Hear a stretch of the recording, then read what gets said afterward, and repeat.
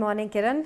It has been a pleasure to be here, to be able to interact with you on thoughts which I assume are close to your heart. Yes. So I'll shoot my first question. What are your thoughts on the current engineering education system in the country? You know, we've got a huge diversity in our engineering education here. We have some institutions that are regarded as world class. They do great work. They're highly regarded not only in the country but indeed abroad. They produce good research and great students. But we have a great many institutions which are just about average or below average with lots of gaps. Gaps in terms of how up to date they are, gaps in terms of being able to integrate different disciplines. Very large gaps in terms of skills which are related to problem solving and very, very big gap in almost all of them on what we might broadly call soft skills. The ability to communicate, to work in a team, to be culturally sensitive.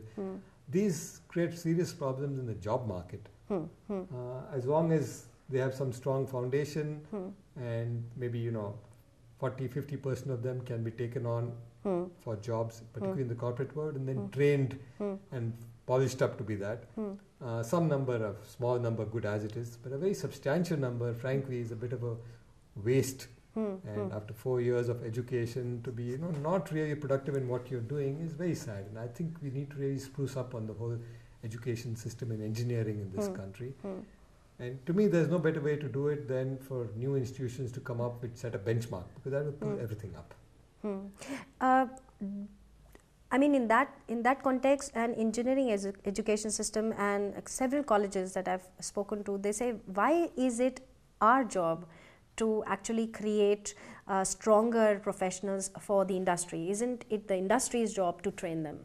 I think it's a very good question, and a lot of people ask this question, that shouldn't industry itself be doing much more than to train the people they need? And I think it's a very valid thing. But there's a difference, what industry wants, which happens in most countries around the world, are people who are ready in terms of technical skills, in terms of their broader educational aspects, in terms of what I call soft skills. And industry training is specific to two things. One, the product or work of that company. Correct. And second, the ethos, the organization culture of that company. Correct. The rest of it, in most countries around the world, is taken for granted. You don't have to start training them on the disciplines which they're supposed to have gone through, on the subjects they've gone through, or updating them.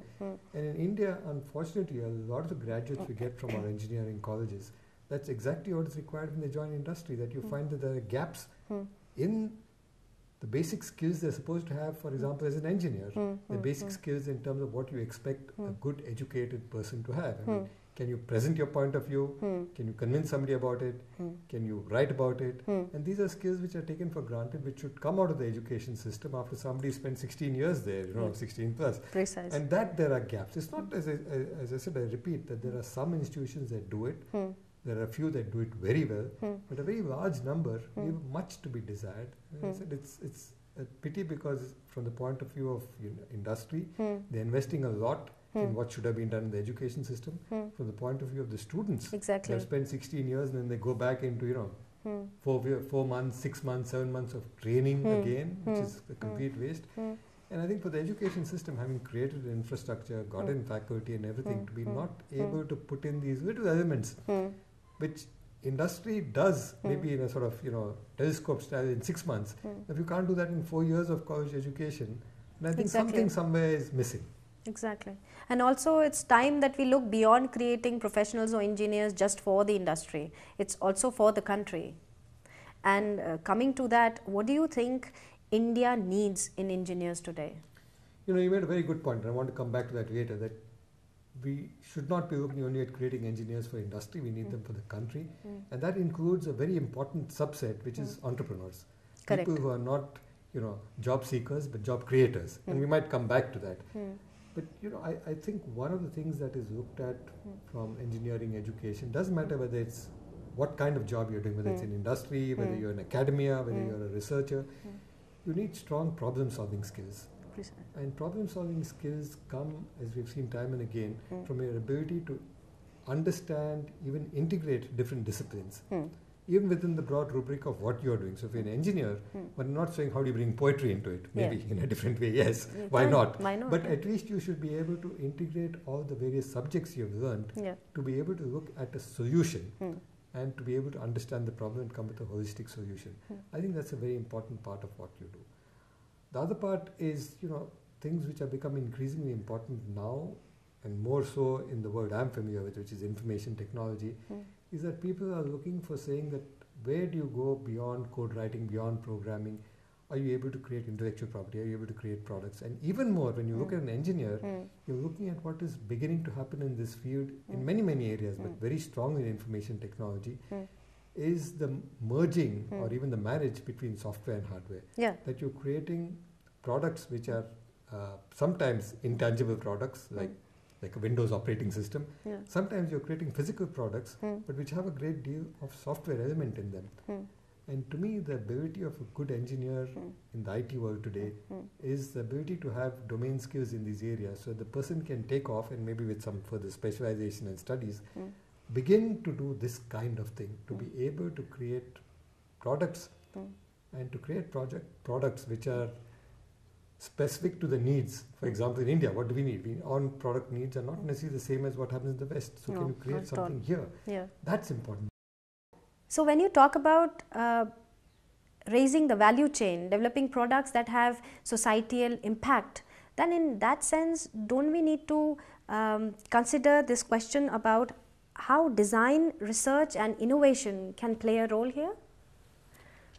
Nothing can be more important, frankly, because when you talk of product creation, then you're looking at everything from the design of that product, and design in the very broadest sense. One part of the design is architecture. Architecture as in, from the programming or software point of view, architecture, program information architecture is what you're looking at. But you're also looking very often, when you talk of physical products, of design from a point of view which is utilitarian, user-friendly, maybe aesthetic. Maybe context. And absolutely. Put in that context. And therefore, an understanding of design concepts is critical. Innovation and creativity are absolutely musts, because today when you talk of intellectual property, when you talk of moving up the value chain and doing more sophisticated things, you can't just do more of the same. You've got to do something which is not only cheaper, better and quicker, but which is different. And to me, this is a very critical point, because I was talking earlier about success in IT, particularly in software, and a large part of that success has been built on this sort of magical formula of doing things cheaper, better and quicker than any other place in the world. And we've had it done phenomenally successful in that area, doing things cheaper because our cost base is lower, because we are more efficient, doing things better because we've emphasized quality, we have done things in a tremendous way, and we are able to get this formula together. But now the next stage of growth, as competition comes from countries around the world, the next stage has to be not only cheaper, better and quicker, but different, which means innovation. How can you do something else? And that means creativity. So you're looking at innovation and creativity, you're looking at design, and then you're looking at a holistic solution, because today people are looking at solutions. The old days when people went to IT to say, because somebody across the wall is doing the same, keeping up with the Joneses, so to say, that I want to do this, is no longer there. Companies are no longer looking for IT solutions, they're looking for business solutions. Exactly. So you've got to be able to understand the problem in its holistic way, and then design a solution for that problem, which means design, as we said earlier, in a very broad sense of the term, encompassing creativity and problem solving, context. Problem solving, putting it in that particular context and seeing what you can do with that. And then bringing to bear on it a whole host of different skills from different disciplines. So depending on the domain that problem is in, you might bring in, as we talked earlier, medical domain, healthcare. Absolutely. So you need some expertise in that, and you need IT, because that's a must to put it there. And then you merge it. So that means effectively what we are saying is that research, innovation and design should be a part of the engineering curriculum from the start. Is that what we are actually summarizing it? Precisely. I think it has to be there, and importantly, it has to be integrated into the curriculum. You can't sort of add on with the bits and pieces here. It has to be somewhere as a holistic the plan whole stream for the curriculum that takes you there. And so, the newer models which are emerging of saying, look, you need to do this, and you need to do this with a degree of specialization. And if you need to do that, ideally you want somebody who's done a bachelor's and then a master's, but increasingly the trend is saying, hey, we talked of integration, why can't you look at integrating these streams for those who are interested? Can you do a longer one which gives you the foundation, which develops your skills, and then gives you a specialization all in one go, so that you have a curriculum that's crafted in a holistic manner. Now we look at ICT, the term. I mean, there is an ambiguity between people about IT and ICT. I'd like to discuss that a bit, and how ICT and multidisciplinary go so much more hand in hand. You know, I think part of the understanding today is to bring in ICT in two aspects of it. One is an important part of getting telecommunications also as part of it, because telecom, many sectors, but telecom in particular is more and more IT. So you can't, it's become very difficult to separate the communication part from the pure IT part. And so looking at ICT together makes eminent sense. I think that's one very important part of it. The other part of it is that you need to build in strong engineering elements. You know, over the last few years, and I repeat in some way what I said earlier, because of the thrust of the IT industry in India towards software, a lot of the core engineering part has tended to get neglected. Now as we move to the next stage, we need to bring back that core engineering, both as an understanding, a discipline, a mental training, but also to be able to integrate it into newer products. As we said, the hardware and software, integrated product together, development. Integrating it. And just take one example, you know, if you look at the automobile sector today, especially in high-end cars, I think it's very true that it's no longer a car, it's a computer on wheels. Exactly. There's so much electronics and software which goes into it. Yeah. And interestingly, I saw some good breakups. And not just the top end, but even for middle level cars, there's more value of IT or ICT, because the communication elements in the car than metal. Yeah, exactly. exactly. So in the old days, a car meant metal, you know, it was a piece of hardware. Today, there's electronics and software, which the value of which exceeds that of the metal. Now, this is a great thing, because what you're looking at here, it's a great example which shows how you integrate a great deal of software, of optimizing your engine, your fuel consumption, minimizing your emissions, pollution control, controlling your air conditioning, your entertainment system, a great deal of software, combined and fused with hardware elements that are hardcore electronics. Now, this is part of product design we spoke of earlier, but it's also work your way back then to education. So you need people who are trained to be able to understand this, to understand the engineering part of it along with that. And the engineering in this case very often is automobile engineering, because this is going into a car. The context you mentioned, the context is not only geographical context, which city, which country, what setting. It's the context of where you are. So now this is going to a car. So you need an automobile engineer who knows electronics, who knows software, who can now put product this together. Design. And then that person has to have the design capabilities that we spoke of earlier. And because if the ergonomic skills inside the car, people don't buy it, even if it's a Crow car. True. So that's when a lot of elements are actually integrated together. Now, could you talk about some live examples of how ICT is impacting the society today? You know, I think this is one of the very exciting areas, particularly in India, because it's just starting, but the potential and what we have seen is phenomenal. And you can take a large number of examples, starting from one end, which is much more the pure sort of software side of it, of programming. Take things like the National Rural Employment Guarantee Scheme, huge scheme, you know, 40,000 crores going. Great success in terms of creating some amount of money, taking care of the very poor and indigent and rural areas, but that amount of money flowing back and forth. Lots of issues of payments, timely payments, tracking it, transparency, accountability, getting a information system when there are tens of millions of people working. How do you do all this? You can't do it without a good IT base. And already we have seen some very interesting projects, some of them implemented already, some at a pilot stage, that are seeing how can you use IT in this area, in this very, remote, often rural places which are way out, and you bring in IT there to make the system more efficient, better, more responsive. I think that's towards the impact. So then it is the ICT, because you actually you're the next stage of that, which we already some work is going on, is that when you transfer all this money, the money goes through various chains. At every point there's a possibility, often it happens, of leakage, of corruption, of things going on. Can you look at ways of transferring things directly to the person? And we've been looking, so one way was to open a bank account for them, a post office account. Much of that has been done, even that uses IT. But now you look at new ways. Can you use the mobile phone to transfer money into the mobile phone strip, like a prepaid card? Now, interesting applications there of both software and then the hardware. Because when you want to transfer the money into the person's phone, you need to know whose base is going to. So you need an identity for that person. Now, combine this with the UID, which Nandan and his team are doing, which has a huge amount of IT by itself. You want a biometric. So now you need a device, which is your mobile phone basically, which has a camera, which today has radio. Can you also put a biometric device on that? Not too difficult to conceive, but somebody has to design and create that product which at a low cost can take a biometric, send it back, get it verified, and then somebody transfers the money right into that phone. Correct. Now, all technologies that in some bits and pieces exist, but somebody's got to create a product out of it, somebody's got to design it and put a system together. That kind of thing is happening. One other area, just to end on examples, medical devices. Tremendous need of our country. Our health problems are very, very serious, particularly in the areas of child and maternal health. We've been pretty bad actually. A lot needs to be done for quick diagnosis, if not treatment. And there are no doctors, very few doctors, even paramedical staff is not there. So can you use our ICT now, including our communication infrastructure, the fact that you now have mobile phones and mobile coverage reaching large parts of the country, 900 million mobile phones. Can you again take that device like a biometric and make that a device that can also collect and transmit medical data?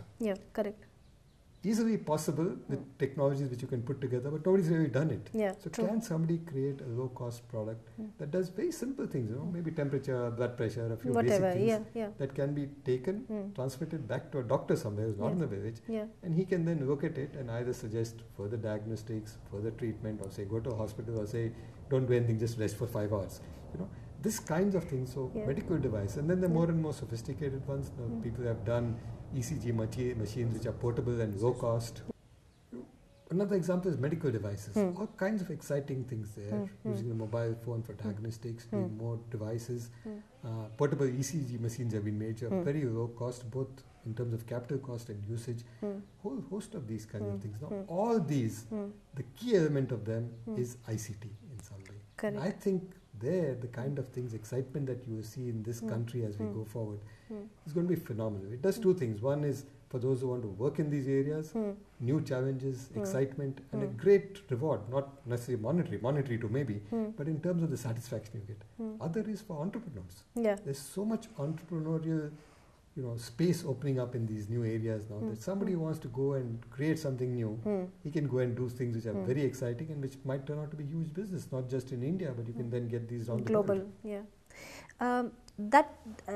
That makes me think a bit further on this line that you're talking about integrated product development.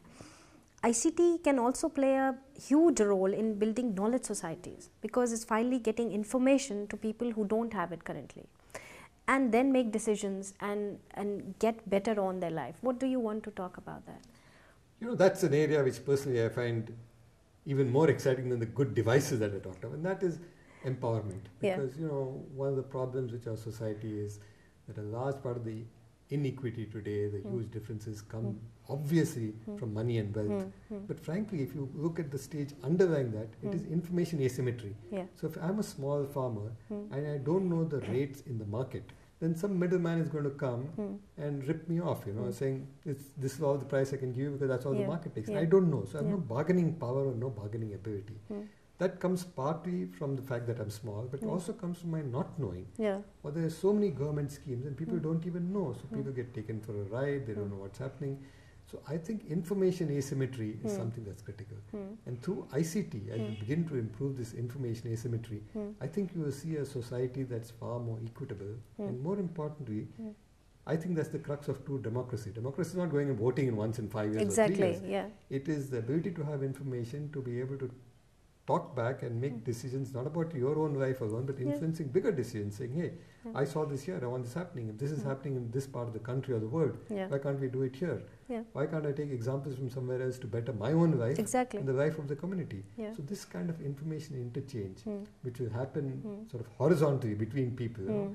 A farmer does something somewhere else, how do I pick up that example? And if I'm living in a city and I see something exciting done somewhere else in some other city, what can I take from it either personally or for the society, for the city? I think things like this, communication is going to play a huge role in the broad aspect of empowerment. And as we begin to move towards more ICT connectivity, you're going to see truly a knowledge society where not only information, but knowledge, and hopefully at some point of time, wisdom becomes more widely shared. You're talking about advanced AI.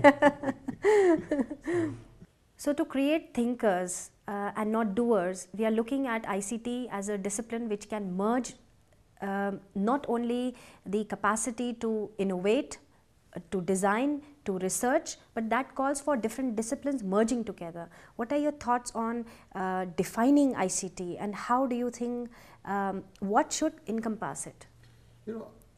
I think we need to take our ICT of understanding of ICT to a different kind of level, and to understand that means putting together of different disciplines. ICT itself is almost by its name transdisciplinary. Exactly. It's not one area. Exactly. It's not like saying I'm studying chemistry. Exactly. It's an interdisciplinary area by definition. Somehow that has got lost sight of over the last few years in the way we educate people and do this. It needs an actual merging of things like hardcore engineering. It needs some element of science which underlies that engineering, physics, maths, etc.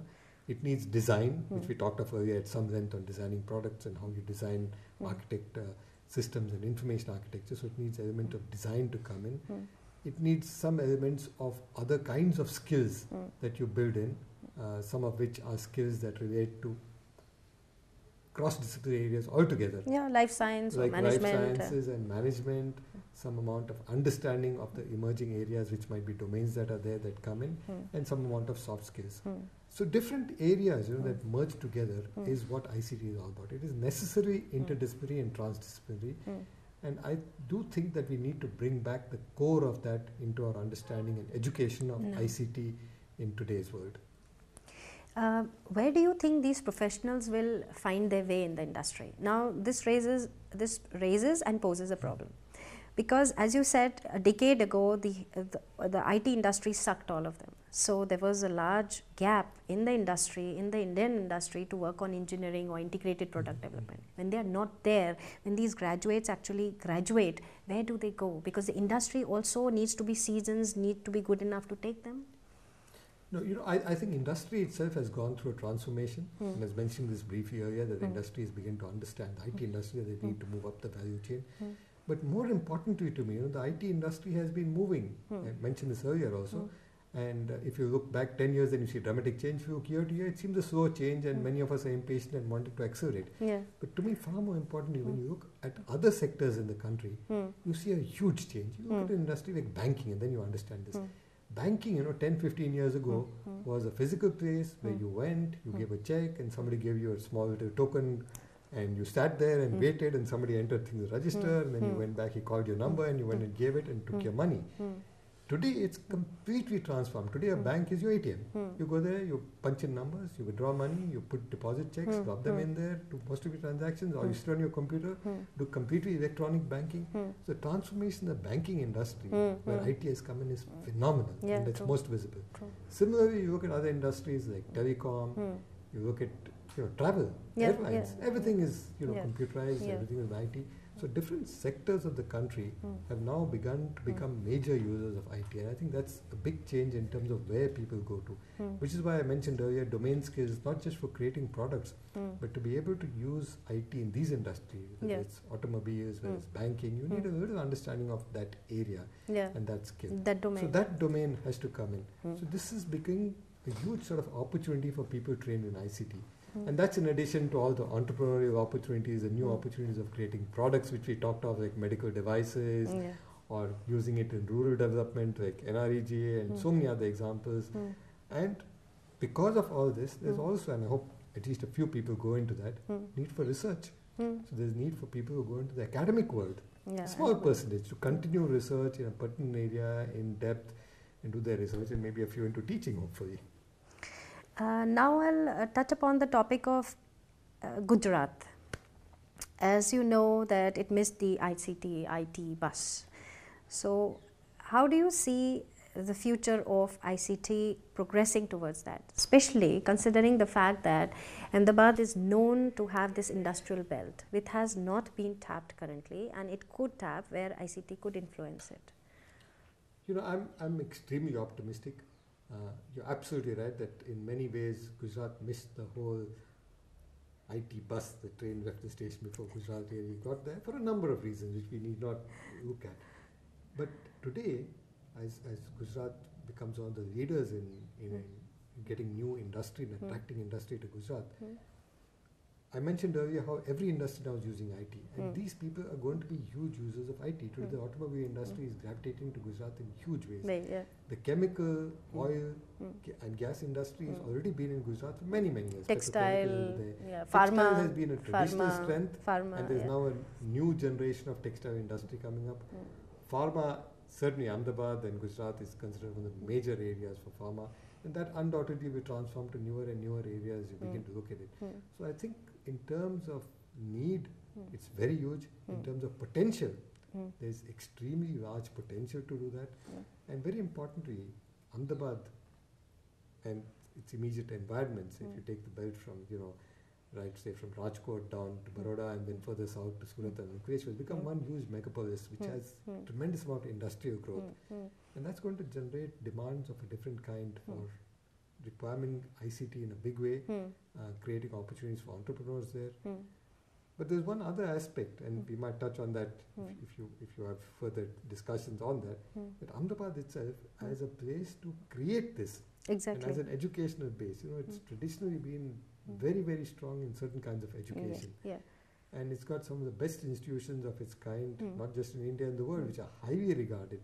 Top class. But unfortunately, in the area of engineering, so far there has been nothing that's really of that standard. It's been a gap. Yes. And I think that the new generation of ICT, we mentioned earlier that Gujarat missed the bus, but I think the opportunity now has come around again. As I said, the industry itself is moving in some sense to the next level. Correct. We are going to see huge growth in the years ahead.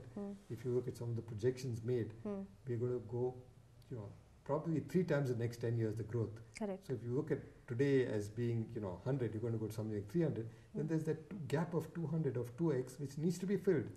And where is that going to happen? I think Gujarat would be one of the major contenders for that. And education to provide these people is going to be a big, big thing. Correct. And like you rightly said, I mean, this is a nexus and a hub of one of the best institutes in the country, whether it's in management, whether it's in design, whether it's in architecture. But engineering has been a gap there.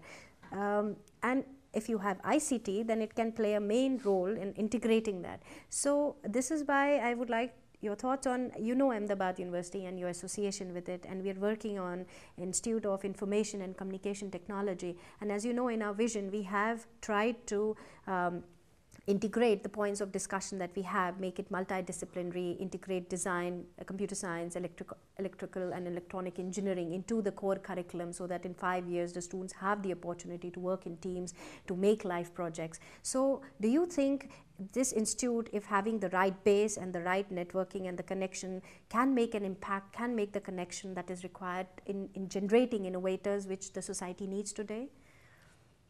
I find tremendous promise in the institution and its vision, because much of what we talked of in terms of the needs for the future, in terms of interdisciplinary thing, in terms of bringing in design, of creating a more holistic curriculum, I think it's embedded in what I've seen the IICT plans to do. This is going to be an institution that is hopefully a leader in the new generation institutions that bring in an ICT holistic view, which is combining the disciplines that we talked of earlier with problem solving abilities, and does something which takes students to the point of being excellent professionals and potentially entrepreneurs. I think this combination is there. The kind of curriculum that I have seen, the focus on project work, the idea of doing an integrated MS, which I mentioned earlier, of trying to get the stream together in 5 years, with the possibility if you want to leave after 4 years and get a bachelor's, that's fine. It's going to be very exciting.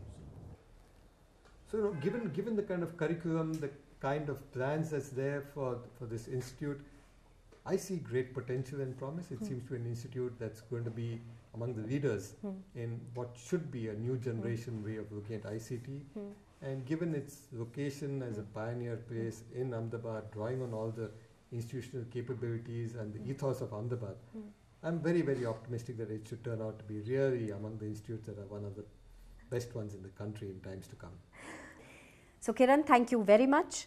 You've given us at Ahmedabad University Institute of Information and Communication Technology a lot of confidence in our vision, in our thoughts, and we need more people from the country, more faculty members, more students, more parents to understand the need of the hour that needs a change of thinking, that India can create products, can innovate products, and connect to the society, that technology can reach the society and raise it to the level that India needs today. Thank you so much. Thank you.